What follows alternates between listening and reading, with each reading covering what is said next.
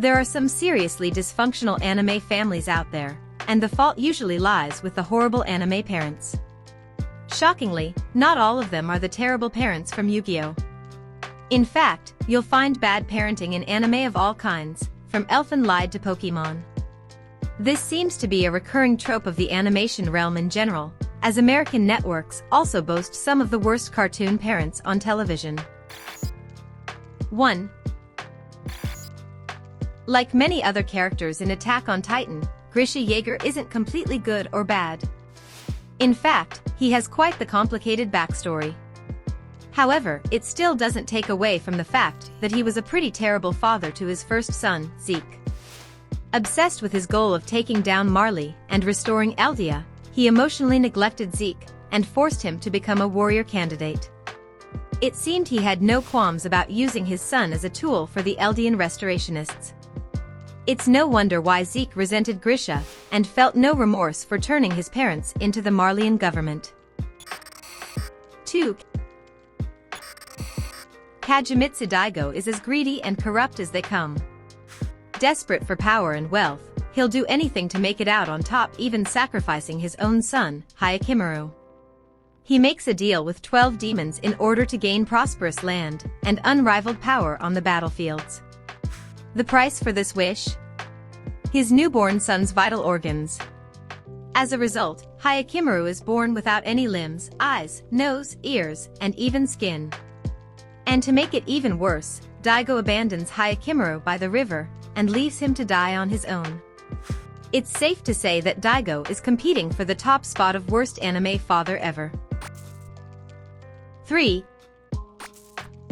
Alright, there are definitely worse parents on this list than Jing Freaks. Nevertheless, he's still a huge jerk and terrible father. He's absent for most of Gon's life in order to pursue his own ambitions, and even when Gon finally finds him, he doesn't want anything to do with him. When Gon is near death in the hospital, Jing shows no concern for his well-being and refuses to pay him a visit.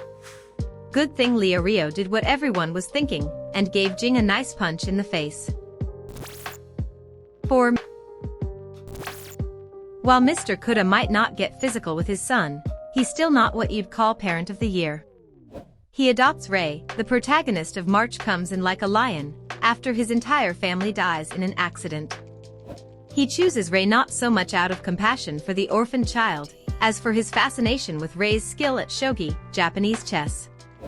Rei has little interest in shogi, but ends up playing it professionally in order to please his adoptive father and ensure he has somewhere to live.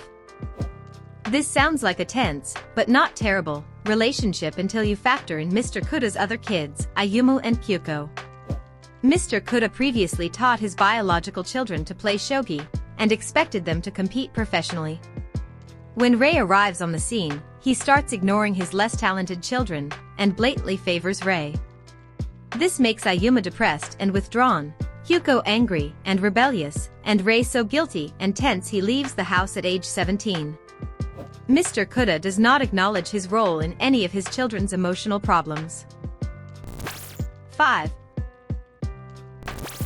While Season 4 of My Hero Academia is slowly redeeming Endeavor, it doesn't take away from the fact that he was an awful and abusive father.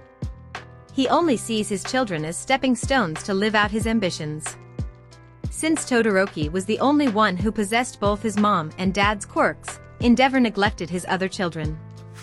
He ruthlessly trained a young Todoroki to the point that he would vomit during their sessions. Needless to say, Endeavor has a lot to make up for his past wrongdoings as a father and husband. 6. If you haven't seen Sekisio, you don't know how truly bizarre anime can get. This show features one of the most insane antagonists ever, in the form of Aizawa. Aizawa is the father of 3 test tube babies, Kai, Shina, and Kano. He gets the DNA for the kids by raping a man named Nanami, seducing Nanami's husband, and stealing hair off of a small child's head.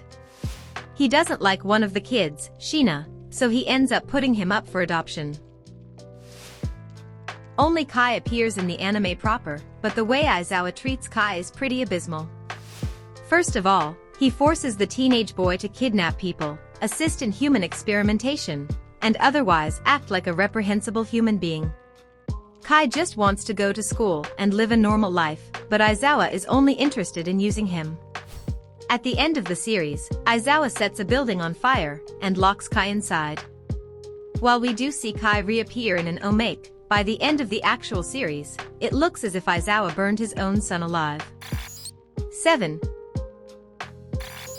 Saki Arima of Your Lie in April is a well-known professional pianist, and the mother of the show's protagonist, Kusai Arima. When Ms. Arima develops an unspecified terminal illness that makes it impossible for her to continue her musical career, she begins to live vicariously through Kusai. This means long, grueling practice sessions, and regular beatings whenever he makes a mistake. After his mother dies, Kusai stops being able to hear music, and it takes him nearly the entire series for his talent to be a source of pleasure instead of trauma. 8. Fruits Basket is one of those series with so many bad parents it's hard to choose just one. If you're talking about the manga, the answer is obvious: Rinsoma is the absolute worst mother ever. But then again, Kazuma Soma hooked up with his adopted son's high school friend, and that's pretty bad. But wait, there's also Yuki's mother, who basically sold her son to a sadistic cousin who whips him for fun. Those things are manga only, so what about the anime? It's still hard to choose, but the award for the worst parent in Fruits Basket has to go to Momiji's parents. Momiji's mother was so disgusted by her son, a boy afflicted by the zodiac curse, so he turns into a rabbit. When held by a member of the opposite sex, she had her memories erased so she wouldn't remember Momiji existed. His father sucks pretty hard too. While he does provide for Momiji's physical needs, his allegiance is clearly with his wife, and he goes out of his way to make sure the two of them never meet. He also hides the existence of their second child, Momo, destroying any chance the siblings could have at a normal relationship. 9. Daario Brando is one of the first characters to appear in the sprawling tale that is JoJo's Bizarre Adventure, and he's also one of the worst. Daario is the father of Dio, the villain of the series, and while Dio's motivations can't be entirely distilled to a simple "his dad sucks," that's about 90% of it. Daario not only verbally and physically abused Dio, he also forced his wife to work so hard that she died. For Daario, her death was a lucky break, because it meant he could force his son to sell her clothing for beer money. Dio found his father's behavior to be totally unforgivable, and he's glad when his father dies. But hey, at least he cares enough about his son to send him to the Joestar family, where he proceeds to terrorize their child and kill their dog. Hey, no one said Dio was a good kid, just his father was terrible.